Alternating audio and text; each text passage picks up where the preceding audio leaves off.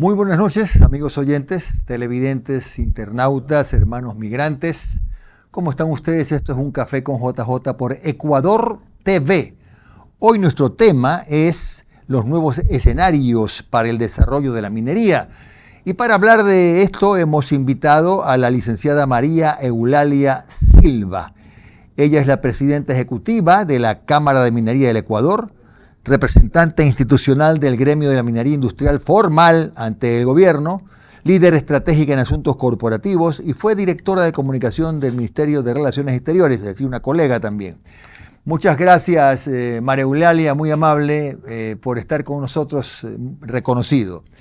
María Eulalia, quisiera comenzar consultándole a usted, antes de pedirle su opinión sobre este proyecto enviado con carácter de urgente que apunta, entre otras cosas, pues a proteger el trabajo de la minería legal. ¿Qué le parece lo que ha decidido ayer el Ministerio de Energía, empezando por Napo, donde ha sido prohibida la exploración y explotación minera por el Ministerio de Energía y Minas? La extracción ilícita de minerales, y buenas noches, Jimmy, y muchas gracias por este espacio. No me estoy tomando un café, me estoy tomando un vaso de agua. Pero bueno, bien. Pero vale. La extracción ilícita de minerales es un monstruo difícil de enfrentar. Es un monstruo que arrasa todo a su paso. La naturaleza, la sociedad, las personas. Nos roban los recursos geológicos, pero además se esconden. Se esconden si hoy hay un operativo en el norte, salen, se repliegan, van al sur, llegan a Napo, ¿no? Hay que estar persiguiéndoles. Este fenómeno arrasó en la región más o menos desde hace unos 10 años. Ningún país que sufre esto puede decir que lo ha superado. Todavía no existe ese caso. Vemos que en Sudamérica y en Centroamérica hay mucha actividad de minería ilegal. Vemos que también en África se está propagando y todo es más o menos similar, es decir, hay la complicidad de autoridades locales, están marcadas en esquemas de crimen organizado y no es coincidencia que se dan en países con una institucionalidad débil, donde la justicia tarda o no llega, donde las autoridades locales son corrompibles, donde pues hay muchos intereses oscuros que finalmente encuentran en la ineficiencia del Estado un gran cómplice para seguir avanzando. Entonces, es la realidad de Sudamérica, es la realidad de Centroamérica, es la realidad africana. Los minerales son cada vez más apetecidos y en ese sentido el Estado ecuatoriano tiene que también defender su soberanía, sus recursos geológicos, su salud ambiental y parte de su potestad y de su responsabilidad es hacer este control. Todo aquello que se haga para frenar las actividades ilegales tiene que ser aplaudido, Claro. ¿no? Tiene que María ser Eulalia, reconocido. María Eulalia, en Napo solo había minería ilegal y confírmeme si es cierto que ha causado serios daños en el entorno ambiental, o también hay minería legal que estaría suspendida, ¿no? De las dos. Recordemos que más o menos hace unos 4 años hubo el famoso caso de Yutsupino, un campamento de actividad de extracción ilícita horroroso con una devastación bárbara al lado del río además.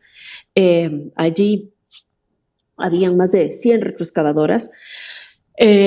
Entonces, esa es una actividad. Ahora también se sabe que hay actividades formales que han sido cooptadas por mineros ilegales. Claro. Entonces, creo que hay que distinguir esas dos realidades, ¿no? También igualmente, y volviendo a lo mismo, el Estado tiene la potestad de hacer este control. Aplaudimos la fortaleza y el control con el que se está llevando a cabo, sin duda alguna. Todo aquel minero formal que esté infringiendo la norma tiene que someterse a las sanciones previstas por la ley, ¿no? Eso es así. Ahora, también creo que merece un análisis exhaustivo de quién eventualmente sí está haciendo bien las cosas, ¿no? No se puede generalizar a todos, no se puede decir de ahora en adelante, nunca más. No, las actividades que han sido formales, pero que se han llevado de manera ilegal, tienen que ser sancionadas, pero también deben estar de las otras. Es verdad. María Eulalia, para entenderlo todos, ¿no? Usted sabe que hay cosas que un periodista no puede pensar que lo sabe todo y que la gente que nos ve lo sabe todo, pero ¿qué es esto de las plantas de beneficio? 80 plantas de beneficio que han sido también suspendidas provisionalmente en provincias como El Oro y Loja. ¿Qué son las plantas de beneficio? Jimmy, en la naturaleza el mineral no viene puro, no es que viene en barritas, ni en gotitas, ni en lingotes. Todo mineral viene amalgamado con la roca. Entonces, uno puede estar frente a un montón de oro, un montón de cobre, y en realidad lo que ve es roca. ¿Cómo funciona una mina? La mina extrae esa roca y luego la lleva a lo que se llama una planta de beneficio o una planta de procesos. En minería industrial, o sea, mediana o gran escala, esa planta de procesos está dentro de la misma concesión. A pocos metros de la bocamina sale el camión, seguramente a través de algún mecanismo, llega a la planta de procesos. En esa planta de procesos, lo que se hace es, a través de procesos físico y químicos, se separa el metal de la roca. ¿Ya?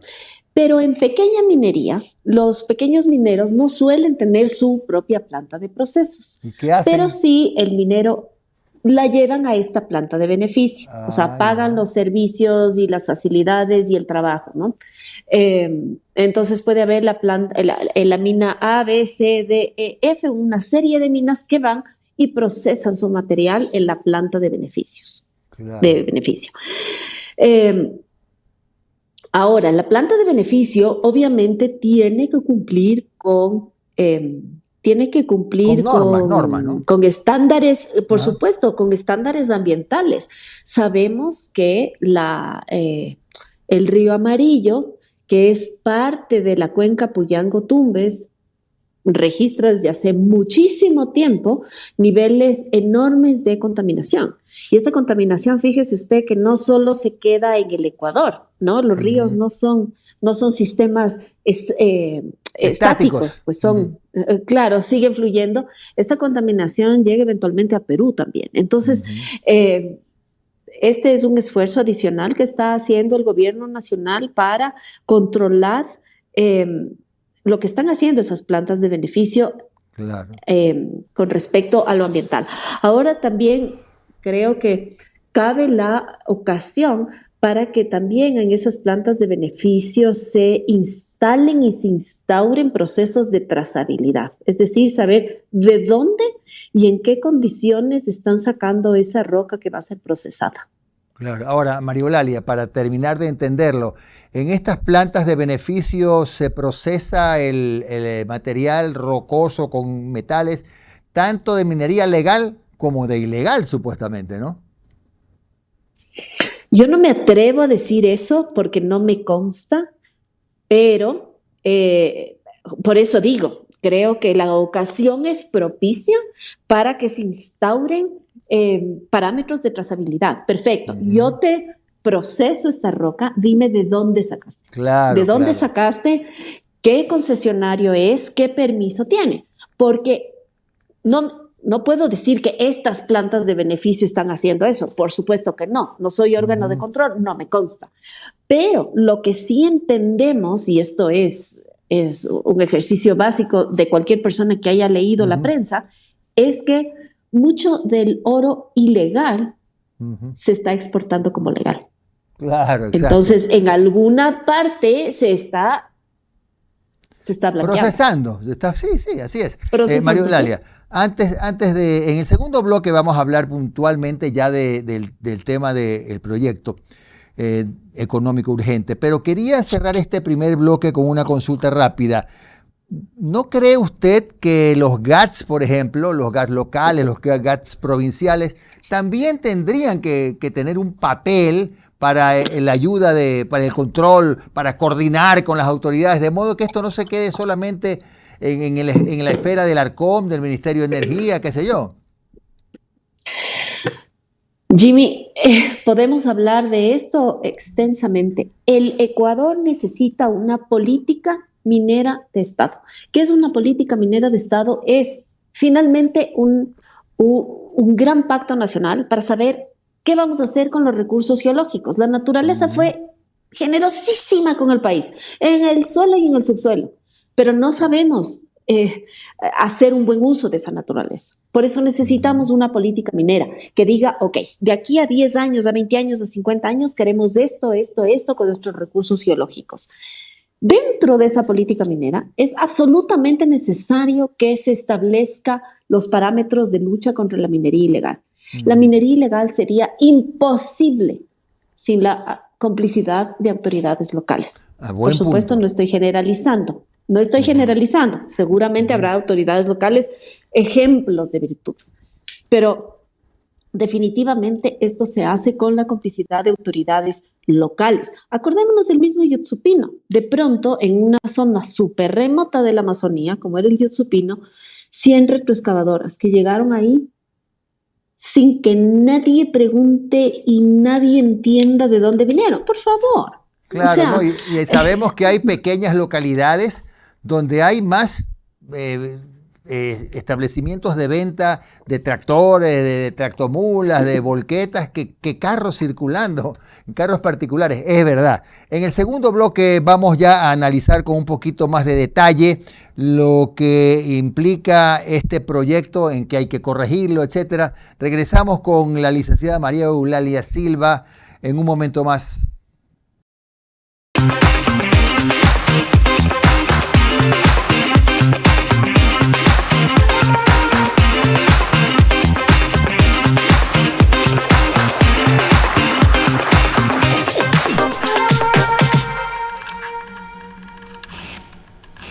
En este segundo bloque, en Ecuador TV, estamos con la licenciada María Eulalia Silva, presidenta ejecutiva de la Cámara de Minería del Ecuador, representante institucional del gremio de la minería industrial formal, además líder estratégica en asuntos corporativos y fue directora de comunicación del Ministerio de Relaciones Exteriores.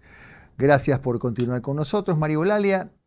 Quería un poco profundizar en el tema de el proyecto que envió con carácter de económico urgente el presidente de la República, que apunta, entre otras cosas, a proteger a la minería legal. Puntualmente, ¿en qué consiste pues ese blindaje, si se puede llamar de alguna manera, de la minería legal? Sí, obviamente tenemos conocimiento de este proyecto de ley que ha llegado a la Asamblea Nacional, que ya ha sido calificado por el CAL, lo hemos analizado. Hay que decir que en el fondo de este proyecto subyace la buena intención del gobierno nacional de volverle más competitivo al Ecuador. Eso no significa, y lo podemos hablar más adelante, eso no significa que se están reduciendo los controles ambientales, eso no significa que se estaban volviendo más laxas las normas ambientales, no. Pero hay que entender algo, la minería no se hace en el barrio. En minería no estamos compitiendo una empresa con la otra. En minería se compite por países, se compite por distritos. Levantar recursos para la exploración minera o para la construcción de una mina implica un esfuerzo financiero gigantesco. Se levantan esos fondos en distintas bolsas de valores en distintas ciudades del mundo y esos fondos lo que buscan es el distrito que tenga, por supuesto, atractivo geológico, pero que también brinde seguridad jurídica y estabilidad tributaria. En ese sentido, por ejemplo, los distritos como Chile, como Perú, ahora también como Argentina, están siendo las estrellas más rutilantes de la minería y el Ecuador podría quedarse fuera. Entonces, sí entendemos que atrás de este proyecto de ley la intención es esa, es dotarle de herramientas que le permitan al Ecuador ser más competitivo. Vemos algunas cosas con muy buenos ojos. Creemos también que el tratamiento de una ley es la oportunidad también de llevar a esa discusión, de abonar a esa discusión con elementos técnicos y también con experiencias de otros países, de buenas prácticas que se pueden empezar a implementar en el Ecuador. Seguramente a ustedes los deben convocar, ¿no? A las cámaras de minería para que no solo para revisar, sino de pronto sugerir algo, algún cambio, mejorar, en fin, en mejorar el proyecto. Sí, seguramente. Como digo, siempre es posible abonar a esa conversación. Uno de los temas que podríamos sugerir nosotros como Cámara es la incorporación de una figura que está funcionando muy bien en Perú que se llama obras por impuestos. A ver, ¿cómo es Las eso? mineras, le explico, hoy por hoy en el Ecuador tenemos una frustración muy grande. Las mineras pagan, las mineras en producción pagan muchísimo en regalías. De hecho, entre las dos minas a gran escala, que hoy son las únicas industriales que tenemos, fácil en regalías habrán pagado ya más de unos 400 millones de dólares. La ley de minería establece que el 60% de ese monto tiene que quedarse en las zonas de influencia, pero eso no sucede. Por ejemplo, ese mismo problema tenía Perú. ¿Y qué hicieron? Implementaron esta figura de obras por impuestos, porque también, por supuesto, uno de los temores es que esa plata de regalías llegue a un GAT pequeñito, con poca capacidad de gestión y que se convierta en dinero de bolsillo, Claro, ¿no es cierto? claro. O que se la malgaste. Entonces, nuestros vecinos, los peruanos, han implementado esta figura, obras por impuestos, que funciona muy bien. Esa plata se tiene que devengar a través de una obra, Claro. civil, ¿no? Ya. ¿Cómo se establece? Pues se establece en parámetros. No es que esa obra es una fiesta popular o No, no, para es el nada. nuevo auto del alcalde. No, hay una lista de temas que se pueden hacer. Por ejemplo, plantas de tratamiento de agua, alcantarillado, escuelas, ya, lo que sea. Eso se pone un valor. Y ese valor se netea o se contrasta con la regalía que hay que pagar. Y quien ejecuta es la misma compañía minera, entonces, que contrata a alguien para hacerlo. Entonces, en lugar de pagar, me invento, 12 millones de dólares, esos 12 millones de dólares van en una obra que ha sido previamente autorizada y todos ganan. Gana la compañía minera porque efectivamente ve que sus impuestos están siendo materializados en obras para la comunidad. Gana la comunidad porque recibe la obra, ganan los gobiernos locales porque efectivamente también se genera obra dentro de su administración y gana también el Estado central. ¿Por qué? Porque se le descarga a ese Estado central de esa presión de las obras que tiene que hacer en territorio y que muchas veces no se puede hacer. Entonces, Ese es apenas un ejemplo de los que se podría Eso pueden ir ustedes movilizando sugerirlo. Eso, claro, ustedes pueden sugerirlo en la comisión para que eso se sume pues a las observaciones de cada comisión, porque felizmente esa es una posibilidad en este marco y luego ya le corresponderá a la Asamblea seguramente aprobarlo o no. Esperemos que sea así. Ahora, muy rápidamente esta pregunta puntual. ¿El proyecto también contempla un control de las Fuerzas Armadas a la minería legal? Sí, este proyecto de ley establece los distritos de Ya, seguridad estratégica, ya, lo cual está perfecto. Está ya. perfecto. Recordemos que los recursos del subsuelo no le pertenecen a la minera, tampoco le pertenecen al concesionario ni a la Cámara de Minería, le pertenecen al Estado central. Claro.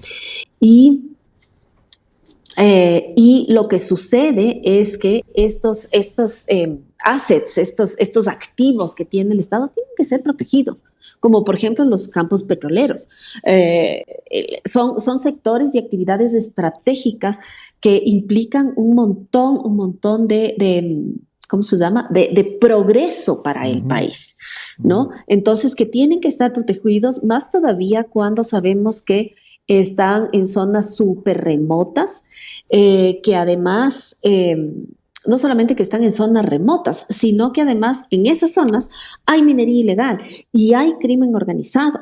Y hay crimen organizado que está haciendo minería ilegal. Entonces, excelente haber materializado en una ley esta idea que no es nueva, ya venía desde hace algún tiempo, y que además tiene que estar acompañada de también poder dotar a la fuerza pública de herramientas y de conocimiento Claro, para que puedan llevar a cabo estos controles. claro. Fíjese que se me ocurre en este momento, incluso entre las reformas que ustedes pueden sugerir, podrían agregar que una parte de la inversión de estos impuestos que no pagarían las mineras se destine al fortalecimiento de las Fuerzas Armadas. También puede ser. Porque igual son los que van a cuidarlos, ¿no? Pues es una idea suelta, Sí, ignóreme. sí, Ahora, sí, sí, sí, sí, sí. la CONAIE, por ejemplo, que siempre se ha opuesto a la minería legal, ya presentó algunas observaciones, ya están pronunciándose, dicen que, por ejemplo, les preocupa el tema de que las licencias ambientales, algunas de las cuales cientos están represadas, se reemplacen por permisos, que es algo como más laxo. ¿Qué tiene la minería, la Cámara de Minería que comentar? Negamos absolutamente el tema. Este proyecto de ley de minería está hablando de autorizaciones ambientales, Ujú, utilizando la palabra autorización como un genérico. ujú. Pero la necesidad de una licencia ambiental se mantiene absolutamente. No es que ha sido sustituida esa licencia ambiental por otras cosas. Lo que sucede es que dentro del proceso minero no solo se necesita una licencia ambiental, se necesita un estudio de impacto ambiental, se necesita permisos de agua, se necesita otra serie de permisos. Y la palabra autorización es una palabra genérica que está englobando todo, pero bajo ningún concepto se está decreciendo Ujú. las exigencias a nivel ambiental, bajo ningún concepto se está minimizando el control ambiental. Recordemos también que la actividad minera no solamente se rige por la ley de minería, también está regida en lo ambiental al Código Orgánico del Ambiente, al reglamento del Código Orgánico del Ambiente, al reglamento ambiental de actividades mineras. Entonces, estas son lecturas que ciertos grupos han querido dar, pero que bajo ningún concepto están minimizando las necesidades de licencias ambientales, ni tampoco de consultas previas. Claro. Las consultas previas, imagino que no están descartadas en ese proyecto, pues, ¿no? ¿O sí? Para nada, para nada, Ah, o para sea, están nada. ahí, ¿ya? En la Asamblea Nacional se está gestando el tratamiento de la ley de consulta previa. ¿Qué es Ujú, una consulta previa? La consulta previa es una figura de participación ciudadana, fue establecida en el convenio 169 de la OIT, de la Organización Internacional del Trabajo, hace más o menos 30 años, del cual, por cierto, el Ecuador es suscriptor. Allí lo que se establece es que para aquellas actividades extractivas donde en su área de directa influencia haya pueblos ancestrales, hay que hacer una práctica de consulta previa. Ahora, Perfecto. esto hay que tomarlo con la rigurosidad que así lo establece el convenio 169. ¿Qué es un área de directa influencia? Hay toda una metodología para determinar hasta cuántos kilómetros a la redonda del proyecto se considera área de directa influencia. ¿Qué es un pueblo ancestral? No son 4 personas mestizas Claro. porque